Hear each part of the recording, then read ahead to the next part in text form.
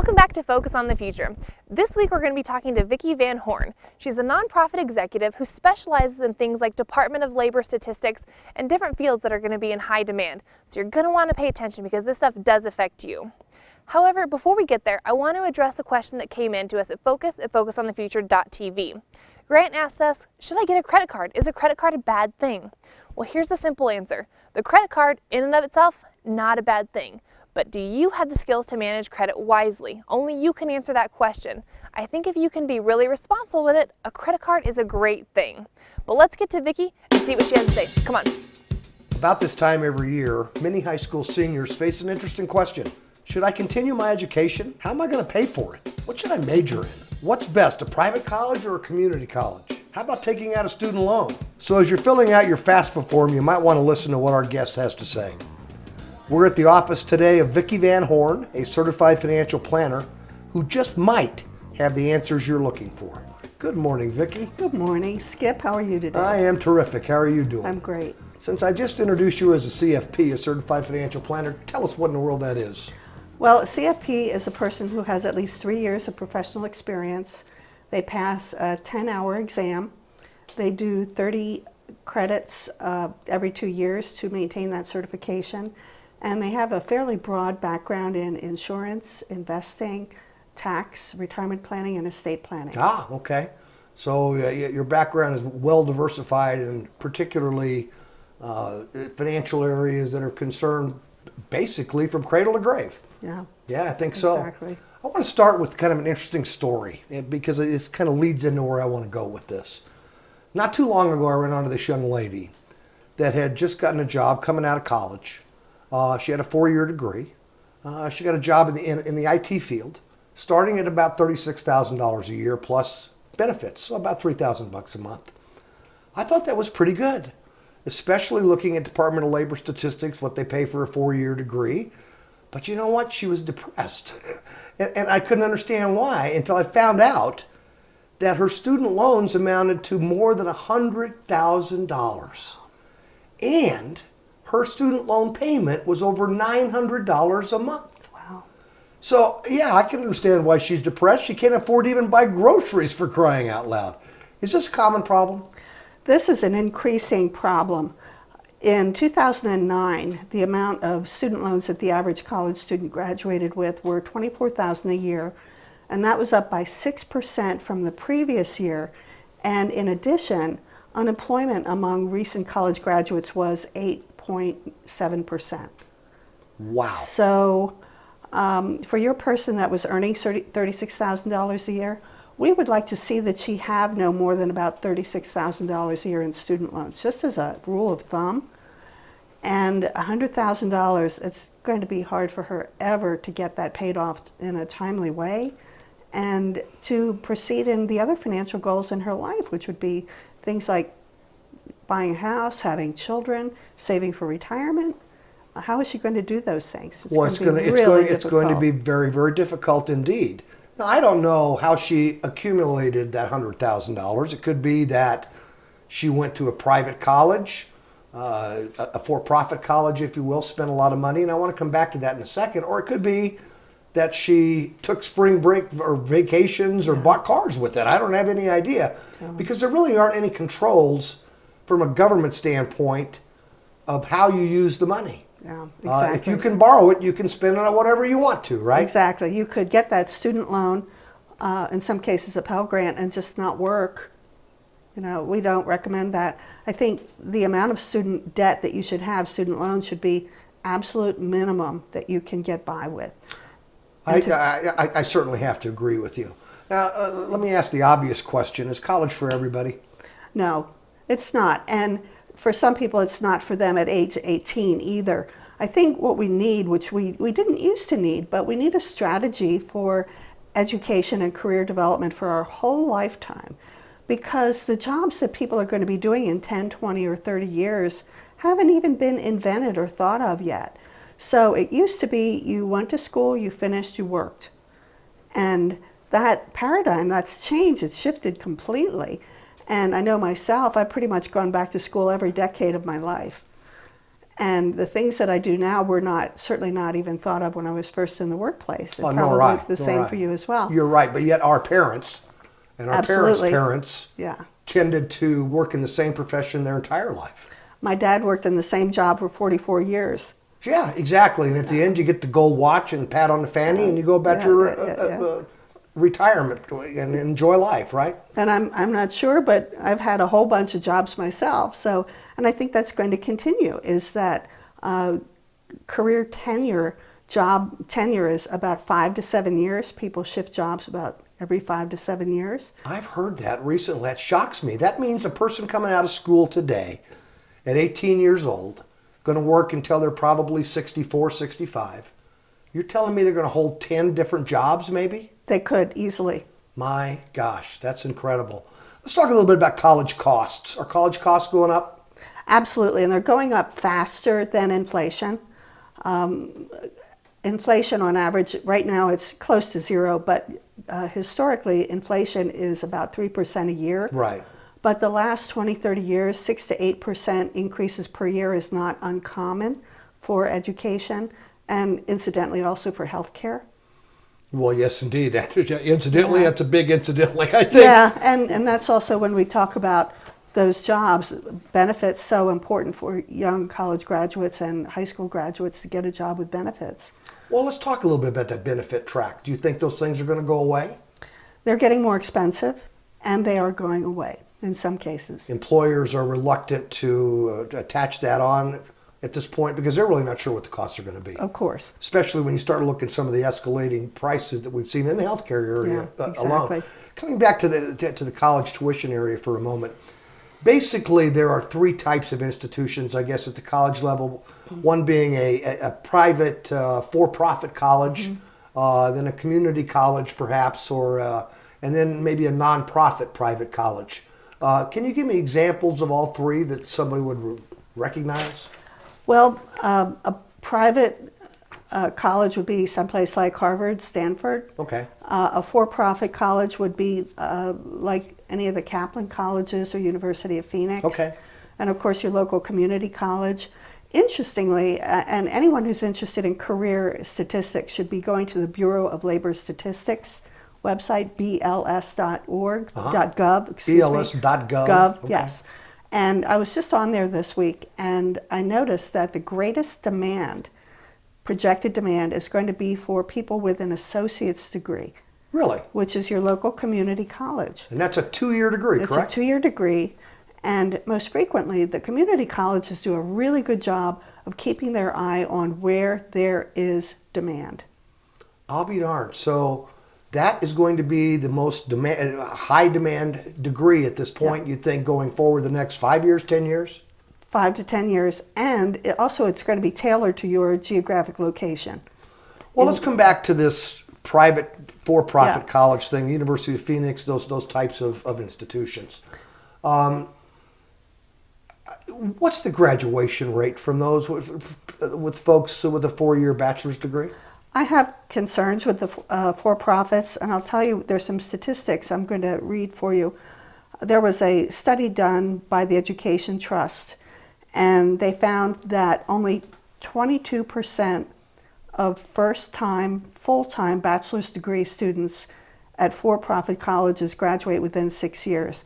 And that compares with 55% at public institutions and 65% for private nonprofit colleges. It's pretty dismal on the for-profit college side. It's tough, and the other thing that happens is that those students are more likely to have student loans. Now, with any loan, you owe it whether you graduate with a degree or not. Right, right. So the Pew Research Center said that almost a quarter of those who did get bachelor's degrees at the for-profits borrowed more than $40,000. Oh my.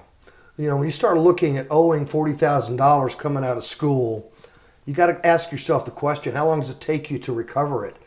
That and the fact, what kind of interest rate are you going to pay on that loan? Keep in mind that most of these interest rates are variables. Yes, exactly. And you don't lock it, you're not going to be able to lock in a rate for a long period of time. You can on government student loans, but there's a limit on that. Absolutely. But private student loans, oh my gosh, that can get expensive. So I think that begs a question. As a student coming out of high school considering going to college, should I look for the best bargain or should I look for the most prestigious university? Which really counts? You know what's really interesting? If you look at where our U.S. presidents have attended undergraduate school, a lot of very small local colleges that they went to, they did not all go to Harvard and Yale. And it's important to have that degree, but the kind of the brand name of it is not nearly as important as if you want to go on for graduate work, it becomes more important. But for that undergraduate degree, it's more important simply that you have it. Well, it seems to me then that what you're saying is that a 4-year degree really doesn't matter where it comes from. No. But a graduate degree you think does. It does more. And with that undergraduate degree, it's very, very important. What are you choosing to major in is very important. And that's where, again, the Bureau of Labor Statistics can tell you where there will be demand, where there is projected demand for the next 10 years. And you can even look it up for your own state, your own locality.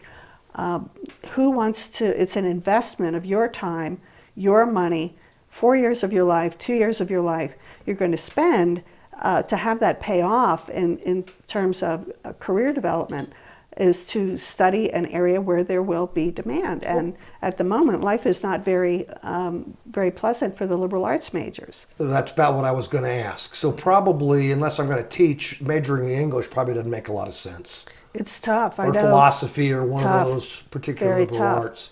arts. So what are the best majors? What would you suggest over the next 5 to 10 years going forward? What should I study? Well, obviously, it needs to be something that you enjoy. Let's not forget that. Right. Let's not just pursue something for the dollars.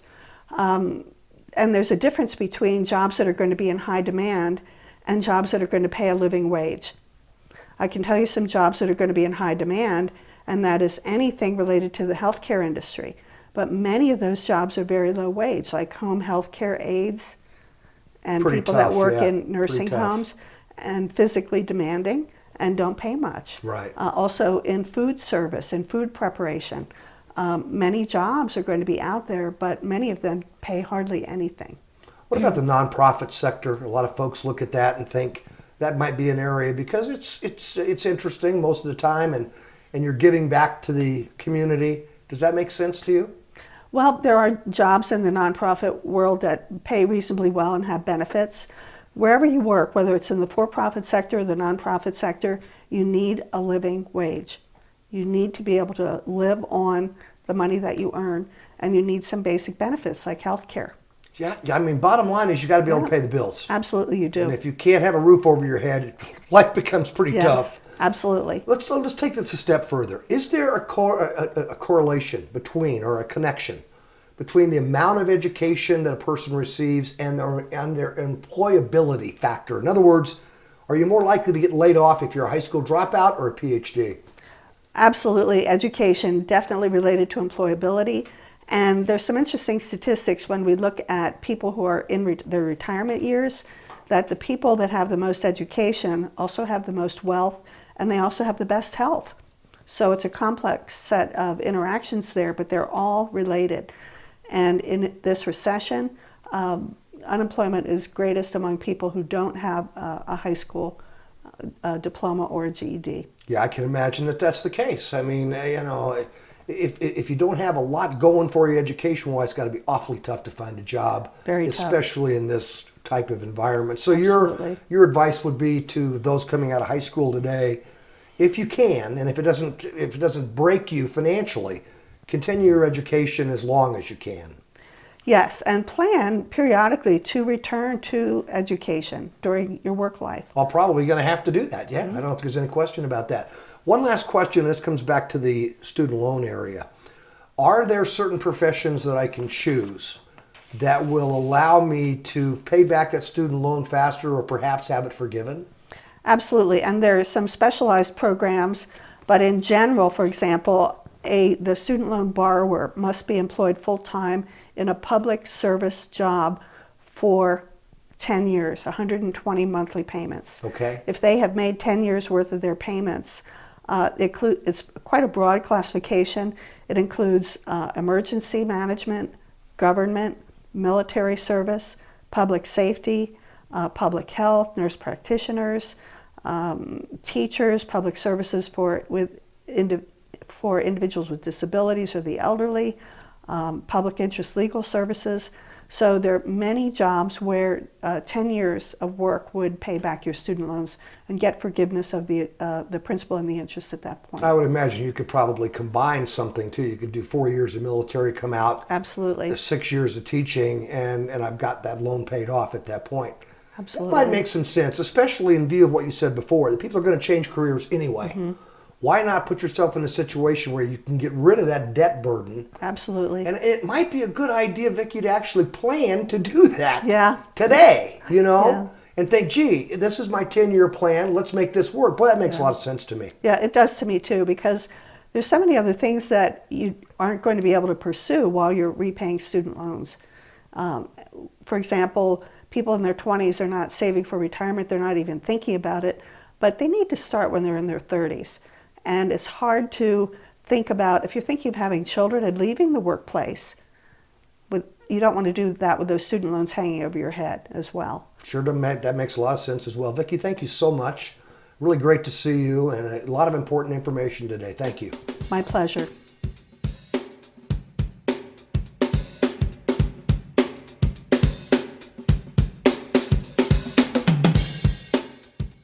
So, what'd you think of the interview, Em? I thought it was great. I learned something every time we interview Vicki. First and foremost, all of the costs that you're using, scholarships and things like that, keep them for educational purposes. Don't go on vacation.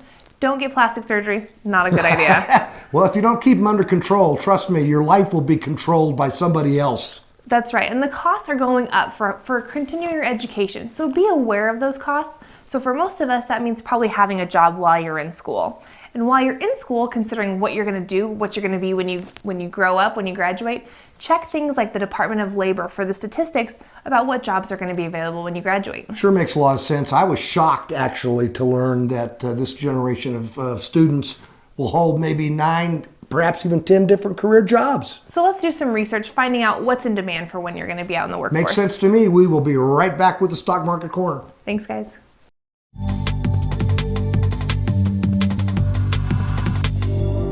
Hi, welcome back. Today we'll cover your budget, and as you can see in this next money management maxim, a budget is simply income and spending.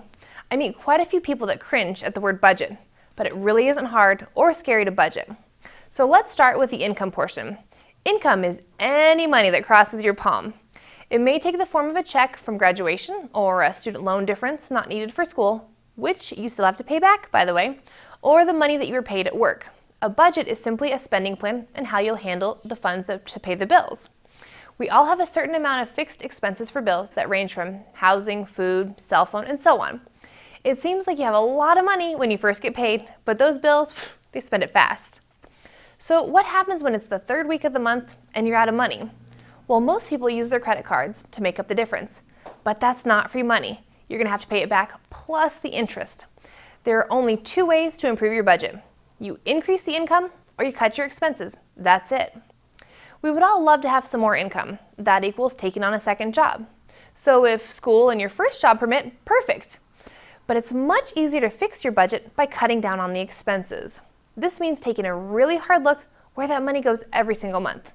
Only you can do this, and it's important to be honest with yourself. So here's a few introductory questions to ask. Can you live in a smaller place or get a roommate to help you with the housing costs? Are you eating out a lot? Do you spend most of your budget on entertainment? Could your cell phone plan be tweaked just a little bit to save you some money on those unused minutes? There are plenty of ways that you can get creative to save and keep more of your money in your pocket. Don't be afraid. Take a hard look at your budget, and I think that you'll be pleasantly surprised how easy it is to improve. I'll see you next week.